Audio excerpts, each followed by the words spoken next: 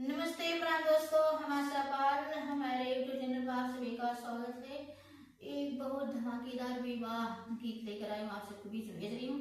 जैसा भी लगेगा आप लोग कमेंट में जरूर बताइएगा। अच्छे लगे तो लाइक सब्सक्राइब जरूर कर लीजिएगा, हमारे चैनल को सपोर्ट करिएगा, ज्यादा से ज्यादा हमारी वीडियो को आप लोग शेयर करिएगा। गीत का आनंद पूरा गाना आप लोग सुनिएगा, तभी गीत का आनंद आप लोग का मिलेगा।